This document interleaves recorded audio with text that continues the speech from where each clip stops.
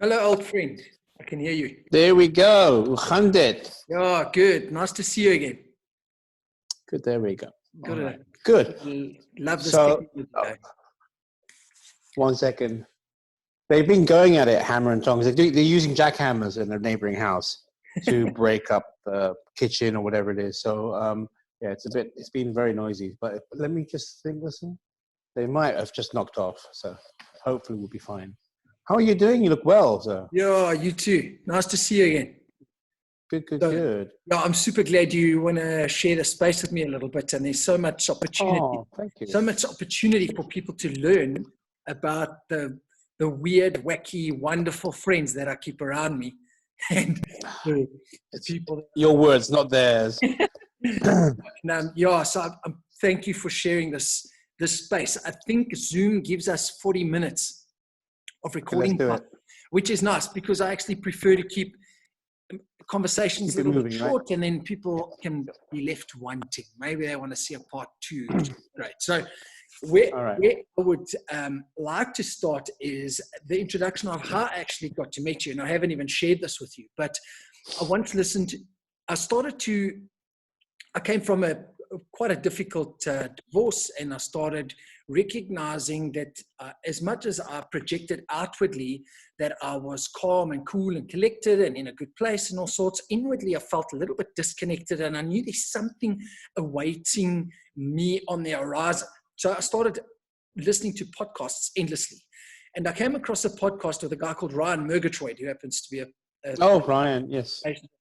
So I had him listen to this guy called Don Roberto speak about an opportunity and a medicine that's being delivered in Peru or South America, and it's called ayahuasca. And I think in that podcast there was mention of the plant medicine calls you.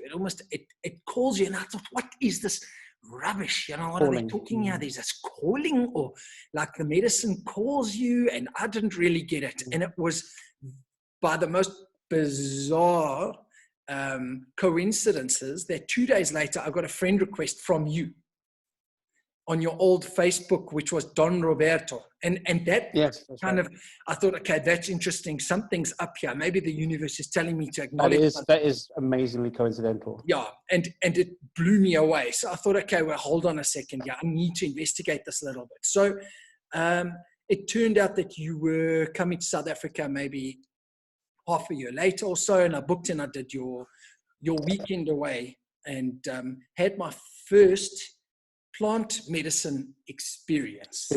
Right. Oh my God, I took your cherry. Yeah, I took your plant medicine cherry. And I lost my virginity. And it was a profoundly interesting experience for me. And I had to break through a lot of old barriers of like, oh, you're taking drugs, psychedelics. And I needed to deal with my own personal stuff that was going on there. But it was a magnificent experience. And those people that are watching this might not even have the foggiest idea about what ayahuasca is and how it's given or how you got to deliver this medicine. So you want to spend a few moments just telling us how you got to where you're at. Gosh, that is a long story, but I'll cut to the nub. I mean, like you said, there are these intersections that are unplanned and really truly divine. In that, I live in Taiwan. I'm actually English, but I live in Asia, in a country called Taiwan, and it's pretty quiet, pretty minimal. And back in the day, 2007, Facebook was still a social network. So if you liked, this hobby or that hobby, you could just type in, whatever, line dancing, and you could find people who are local to you who would like that subject. So actually, I just typed in shamanism, and this guy popped up, and I said, okay. So I added him as a friend, and then I looked at his profile, and it said ayahuasca. Now, at the time, I had read about ayahuasca 20 years before that, and there's a book called The Way of the Shaman by Michael Hana, and the first chapter is about his experiences in Peru, which was so incredible with this medicine. And they were really incredible because he goes through this really intense journey, very detailed, And in the morning, the shaman says, oh, yes, first you went here, then you went there, then you had this conversation, but they all say that. And he related in absolute accuracy, in great detail, the person's journey. So he had seen what had happened. The thing that blew me away in this chapter was that the shaman was blind. So I was left reading this 20 years ago, like, wow, there must be something objectively real if somebody's blind but can relay an experience like that. So it was on my radar, but very distantly, because I parked this idea. I wasn't intending to go to Peru. Too many mosquitoes, too expensive, too far. I'm not after a drug experience, whatever. So anyway, but it was in my consciousness. And then so I'm in Taiwan. 20 years later, this guy adds me as a friend. I then look at his profile, and he says interests shamanism and ayahuasca. So then I go, oh, what's this about? So I said, how come you're interested in ayahuasca if you live in Taiwan? And he comes back to me with the answer, we have the same plants here. And I was like, you're kidding me, right? He goes, no, seriously.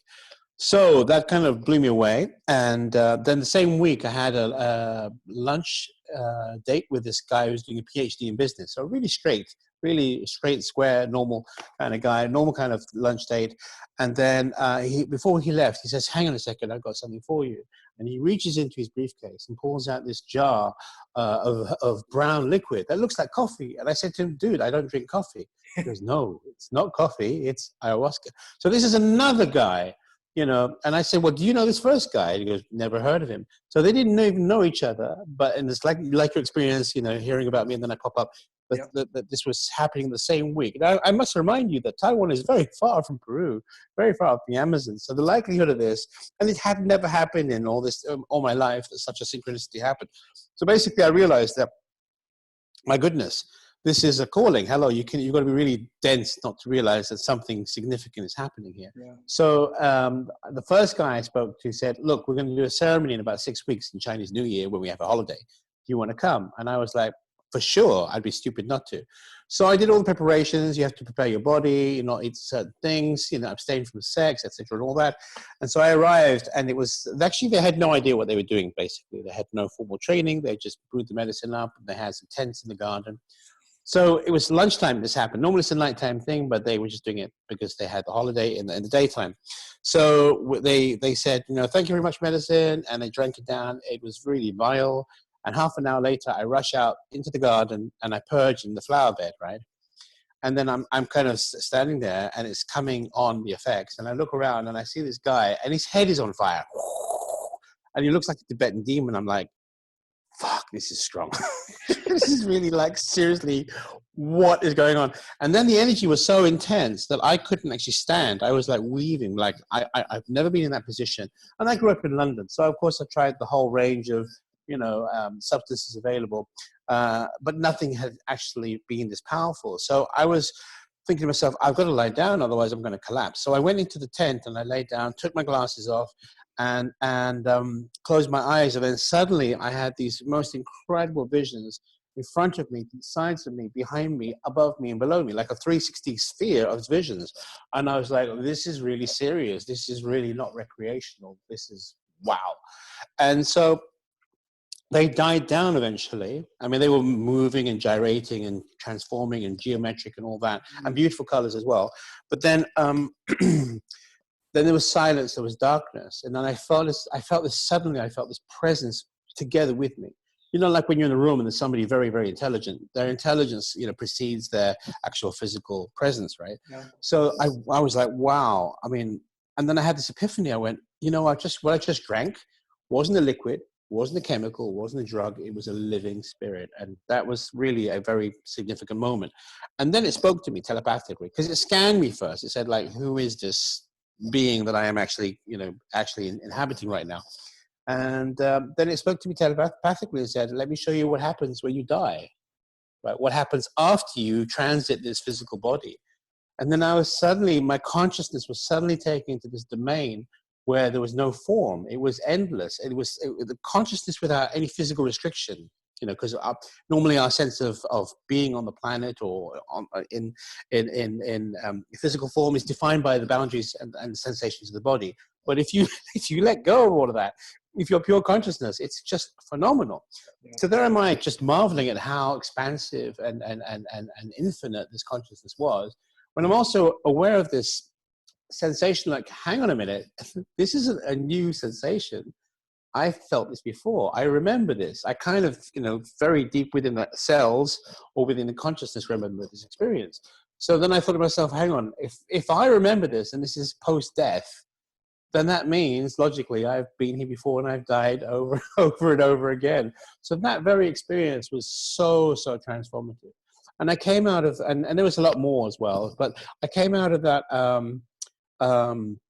experience extremely changed as a person, because it was such a huge epiphany. And nothing, I came to the point of realizing that nothing I had read, I'd been reading and searching all my life, but this is what I was looking for, this level of reality, this level of transformation, this level of divinity, which was actually tangible and reachable. Does that make sense? Yeah, absolutely. Okay. So then when I went home, then in the evening, and actually, I was sitting there in my study, and my wife at the time, she comes in and she looks at me and she goes, "Who are you?" And I said, "What do you mean?" She goes, "I see you, but you're completely different. Your energy is completely shifted. Your energy signature is completely shifted." She began to cry because it was such a strange, and then I just quietly went, "Yes, something really has happened. That's not me imagining, but that really did happen." So that was the beginning. That was my initiation. And I'm very grateful because actually other people took the medicine that day, and they had very minimal experiences. So it was almost as if the medicine really needed to grab me by the collar and shake me profoundly. Yeah, it was, I remember on my first ingestion with you on the Friday night, it was super gentle. I saw a few lights and maybe a couple of flickers, and I looked around and some people were having varying different responses. And then the next day when I briefed you, you kind of tapped me on the shoulder and said, "Wait till tonight." And I did say that, didn't I? Yeah, number 2 was profoundly different. And maybe I'll share those experiences in another time. But what I wanted to address was, there's such an amazing movement, it seems, that intelligent people are looking for opportunities to expand their mind and their consciousness for the greater good. And we've got such a tendency to put people into boxes and go, "You take drugs, you're bad," or the drug experience has been pushed out of society so much that we're not willing to allow different ways of looking after disease and particularly mental ill health. And there seems to be some type of shattering of that veil, that people are starting to say, "Hey, when I often get asked about psychedelics and that type of stuff. So when you're taking ayahuasca, what is the chemical? What's going on? You mentioned you're ingesting a spirit, which I'm sure my Christian patients or friends are listening will go, "What? You're ingesting a spirit." But can you elaborate on maybe what that intelligence is that you took in, and what what's going on inside your body when you take this medicine? Okay, so I'll address one of those issues to begin with. So sometimes when people are very religious, they have a very particular framework, and anything that doesn't fall within that framework is deemed to be of dark forces or satanic or whatever like that. So unfortunately, that's the nature of how their paradigm is set up. So, but when I'm explaining this to people, I'm basically saying, look, we are not the first beings on this planet. The first beings that come out of the bacterial solution that is the ocean were the plants. And then they go onto the land, they colonize the land, and that was 500 million years ago. And so in essence, the evolution of animals has been in tandem with the evolution of plants, but they've been here first. So they've had a long, long time to figure out what the nature of reality is. And so in addition to the physical form, there's also an awareness. Even a bacteria has some kind of limited sense of its own boundaries, of its own reality. And so that, we can get very mystical about it, but that applies to plants too. Even though they don't have a nervous system that we could say, "Oh yes, this is definitely higher consciousness," they have an awareness of their surroundings and a manipulation of their surroundings and an ability to relate to what's around them that is very sophisticated. So That's what we're dealing with. We're not just dealing with the physical form, as in herbalism, when you take in the leaves and the bark and all that, and that has an impact on your body, and that's a medicine. Here, we're also asking the awareness of that particular plant to work with us. It has an intelligence, but that necessitates at least an open-mindedness. You know, I with everyone who I work with or works with me or we journey together, that's all I ask for them. I said, look, you don't have to believe anything I'm saying. I'm just try it. And if you'll discover that there is this thing there, but it's up to you to discover it. So I don't impose any belief system. And in fact, you can have your religious belief system and you can add this level to it or this subtlety to it to amplify, because we're all God's creation after all. We're all part of that, you know, divinity. So those are unfortunately kind of what's the word? Schismatic beliefs that divide the world into this and that and the other, rather than seeing the greater union that is life itself. Does that make sense? Yeah. Did you study formally? Have you been to a university and studied this? Or how did you now end up delivering this medicine? What type of training have you undergone? Well, my background is actually as a linguist, formal linguist and musician. So I did language degree in Spanish and Chinese. I also trained as a musician formally. And then I was traveling the world and teaching English. And then I went back to uni to do a master's. And my master's was actually in medical anthropology, because I also worked as a healer after I graduated first time for my bachelor's. And so I was really interested in healing and cultures and stuff like that. So I did a formal master's at Brunel University in the UK, and I did my field work in Africa, in Tanzania, as it happens. So that was really beautiful to do that. And so when I came across this, it was really like the culmination of my search. It's like, oh my God, this is something so not wishful thinking, because also when you work in the healing domain, you can have a lot of like, oh, can you feel the energy and, you know, positive thinking or, you know, motivational thinking. A lot of it can be kind of constructs that do work but are a bit imaginal. But this was so in your face. This was so strong. There was no kind of debate about, hang on a minute, you know, these downloads are so left field to my normal thinking. It's not me generating it. All these visions are so beyond what I could imagine with my pedestrian imagination that we're entering a different kind of realm here. Does that make sense? Yeah. So I kind of fell into it. I mean, nobody goes, you know, at school goes to the careers office and say, excuse me, you know, can I be a shaman, or, you know, what are my shamanic opportunities? So it's really, like you said earlier, you laid that foundation of the calling is there. So there's kind of, when I look back, things were shifting and shaping to push me in this direction, although I never thought I would be doing it. So basically what happened after that first experience was so powerful that I decided to keep exploring and discovering and diving even deeper. And people came to me and they said, can you sit for me? Can you observe me while I'm journeying with this plant? You know, can you be my kind of security blanket, so to speak? And so I began to do that. And then as I began to do that, I realized that we're not talking about, my initial conception was that it was a sacrament, like something to imbibe to help us to reach the transcendent, right? The divine. But then as I was beginning to go deeper, I realized actually it is that. It's a possibility to connect to the transcendent or the numinous or the divine, but it's also a medicine, but a medicine for the spirit. And so that's really what in Western medicine, we don't have this concept of we have the physical, we have the mental, but we don't have this space for the spirit. And in traditional cultures, spirit is something that's real, tangible, and damageable. It can get sick, but we don't have this concept of a sick spirit in the Western mindset. And so I began to realize, actually, this is really serious work. And we're dealing with people's souls. We're dealing with people's spirits when we actually work with them or sit with them or whatever. So that began my journey of like saying, actually, you know, if I'm going to work any more with this, I have a great responsibility to kind of get with the program and learn this formally.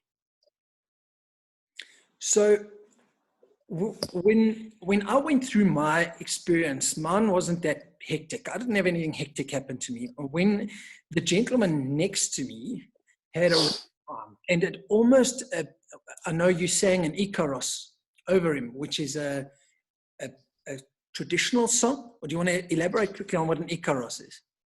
I can. Let me check my battery power. We'll just pause for a second. I'm just going to look at hang on a second. Just bear with me. Okay, hold on. I'm back again. Okay. I got 12%, so I might have to plug this into the wall shortly because the Zoom uses a lot of power. So the Icaros are essentially, it's a song that can be a set format song, like it's already pre-existing, you sing it like a normal song that you've learned, or it could be something that's created in real time that actually controls a space according to what's happening and unfolding in real time. So there's set songs, and then there's improvisation according to what's happening. And the main point about the Icaros is that when we sing, it's not me as a person singing per se. That's not the only element. The other element is the plants that we have studied with, that we have rooted in our body. Their frequency, their vibration comes through the voice. And so we're actually singing the vibration of rose or oak, or that's another form of medicine.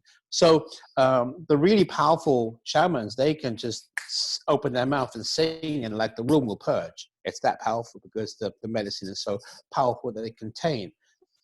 On the other hand, there are some people who say, oh, I can brew this thing. It's easy to brew. I can go on the internet and look at this and brew it.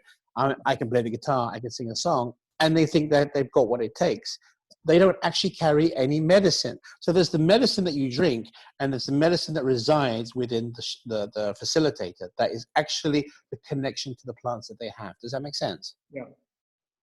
So if you're a musician, you go, I can do this. You don't actually have the medicine within you. You're opening your mouth, but it's your ego singing, or it's your personality that's singing, not the plants. So it's always about partnership. So when I'm singing a sacred song, it's me and the plants together. Make sense? Yeah.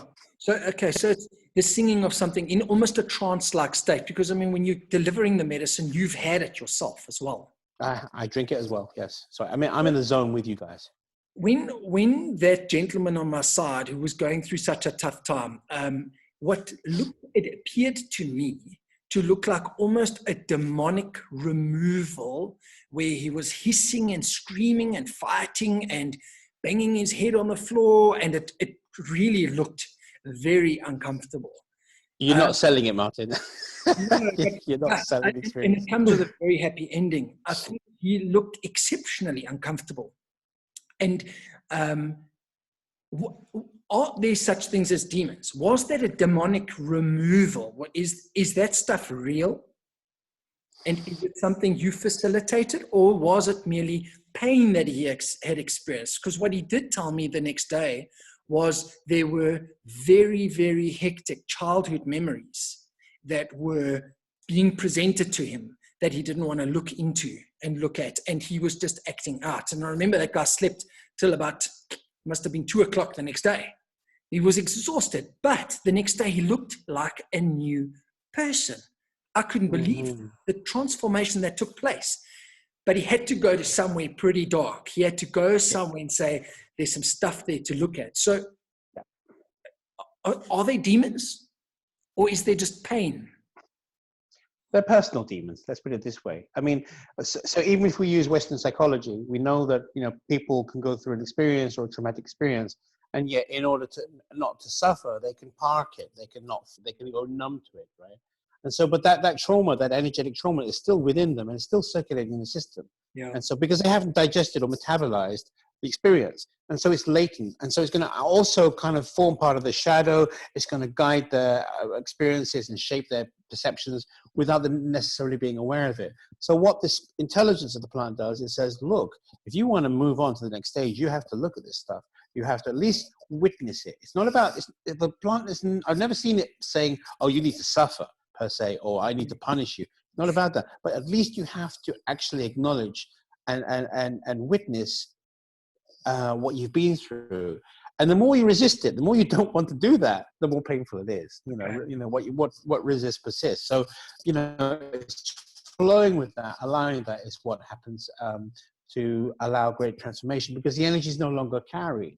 And you said yourself that in the morning he looked radiant, he looked different, he looked energetic, but it can be a tough process. So this is not a let's get high or let's do this for kicks experience. It really is hard work for sure. So when people ingest DMT, which is the active ingredient of the ayahuasca, it allows the brain to release DMT. Martin, I'm going to stop you there for a sec. I'm going to move my camera a little bit so I can plug it in, if you don't mind. No problem. So we have a charge. Okay, hold on. I'm sure you can edit this, right? You're going to edit it later? Yeah, I can cut it out or keep it in. But we've got about 10 minutes and then we'll... Okay, sure. Okay, so when we, from a Western perspective, what we often do is we'll take the intelligence that's inherent in plants and remove the active ingredient. And I think that's often where medicine has gone wrong. For example, caffeine. You know, you drink the cocoa plant and you get a little bit of buzz out of it. And then what they'll do is they'll take it down to its most chemical form, and then you get given caffeine tablets to keep you awake. And we remove that plant intelligence. Does the ayahuasca, that intelligence of it, you mentioned it can deal with the soul, and it can deal with the spirit. What exactly, and it's a term I only came across hearing you speak, was something called a soul retrieval. So what would be a soul retrieval be? Okay, that's a slightly different protocol and tradition, but the concept is this. We just talked about trauma, right? So sometimes as part of the protection against something that is happening that you're not necessarily prepared to process, sometimes there's a disconnection, there's a disassociation that goes on, which is basically to allow the main body of the psyche to survive a traumatic experience. So part of it, it's like a disconnect, and that part enables, it's like a safety fuse in a house, right? In order not to overload the whole system, it shuts down a little bit, and then it's not broken or not entirely kind of burnt out. So the same thing goes for human beings. So the person survives, but a little part of their consciousness is kind of lost in time and space and not available to them. And so you'll often hear people, if they can articulate it, say, you know, an X happened, or this accident happened and I was never the same. Or they'll say, you know, and something not right, but I just don't know what it is. You know, so what they're actually articulating is a loss, a sense of loss of their wholeness that they know exists and know they've had, but is no longer there. Does that make sense? Yeah. Okay, so to continue, so what happens is that there are protocols in different traditions about how to get that part back. And that usually involves the shamanic facilitator actually going into an altered state and working with their spirit animals or spirit guides or spirit plants to locate that part. And then the dialogue happens between that part, that younger part often, and saying, hey, it was like your cat. It just walked past. Yes, your spirit animal, okay. There's a dialogue between that part. So let's say it's 4 years old. And you say, look, you know, it's in maybe the top of a mountain or in the deep within the earth. It doesn't necessarily correlate to physical reality because they're in a kind of imagined space, but it's real. It's a shamanic realm they're in. And you can say to them, do you like it here? And often they say no, because nothing happens here. Time doesn't move on like in the real world. So I say to them, do you want to come back? And they often say yes, and they sometimes say last time. That's why we left. So I say, well, how about you know the way back here? How about I bring you back? And if you don't like it, you can always come back here. And I usually muse about it. Go, okay, it sounds like a good deal. And so then I actually kind of connect with them, and I bring them back energetically, and then put them into the person's body. And often the person really feels it, and then they start seeing the world in different colors and stronger, feeling more whole. Yeah, that kind of thing. That's what it is. Yeah, I mean, it's fascinating, and it's something that's not even looked at, you know, except in the realms of shamanism or in South Africa, like a traditional healer and that type of stuff. And it's high time the Western sciences start to look into this. And there's such a breakthrough happening at the moment. I mean, there's MDMA-assisted therapy, which is going mainstream. The use of psychedelics. Michael Pollan wrote one of, you know, he's written extensively. How to Change Your Mind. Yes, I read that. It's very good. And it's awesome. And the introduction of psychedelic medicine is just blowing psychology away. And I look at sometimes even the word psychology, psyche is spirit, and ology is the study of, but yet psychology is the study of human behavior, not spirit. And it's so... the mind. It's actually, it's become the study of the mind. Yeah, which is not the spirit. You know, the mind is the operating system of the body that tends to hop around. You know that in Chinese, just quickly, in Chinese, the study of the soul is actually the study of the heart. 心理学, 心理 is the heart, 心. So the psychology is the study of the heart. Yeah. I love, you know, I was looking at a little bit of Joe Dispenza's work and how he explains how in the quantum field, we are particle and we're also wave. Exactly. And I was discussing the heart with a friend of mine recently and mentioned how the heart, it's just an aortic pump. I mean, it's just this muscle that's been twisted and it allows the pumping of blood. But when you're in love, man, you feel it from the chest. So there's this spectrum of something going from a particle into a wave form, and acknowledging that we can have different experiences depending on whether you're in particle form or in wave form. And it's so nice to be able to see these types of medicines which can have an effect on the entire spectrum. You know, that it's becoming more mainstream, if you'll call it that. Well, especially as more and more people have experiences and they articulate these experiences. Totally. And it's also important, I mean, my personal opinion, it's also important to kind of, how to put it, make it accessible in the languaging. So if you probably, as you know me, Martin, I'm not very prone to purple prose or exuberant kind of new agey phrases because that's not very helpful. It tends to indulge people's wishful thinking. And I just say, look, just do it, feel it, experience it, know it, and then it'll be real to you. My first drug experience, and I use drug in inverted commas, blew my mind because I didn't wake up in a gutter the next day with a needle stuck in my arm. I just happened to be myself and I had an experience. And there was so much brainwashing I needed to undo in order to enter the realm of ayahuasca and start to look into these types of psychedelic experiences, which was mind-blowing. And I mean that in the right sense. It was mind-blowing because the mind that I carried with me back then was broken and needed to be blown a little bit. So what's changed for you? Let's just see what's been tangible changes that you've noticed. Well, there's no doubt I have my meditations and my periods where, and you mentioned now feeling whole. I've never felt as whole in my entire life.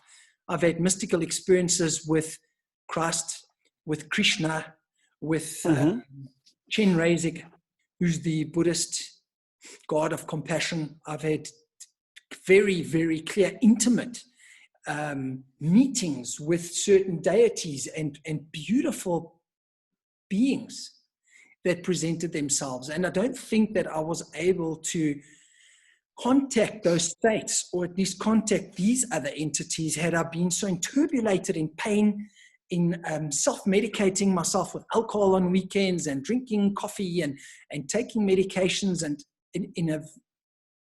until I had dealt with some old stuff. And when I took the ayahuasca, it was the most amazing, unfamiliarly familiar feeling. It's not familiar, but yeah, it's familiar. It's like you know at some level. You're like, I've been here before. I know this place. This is interesting. I came from here and I'm going to go there.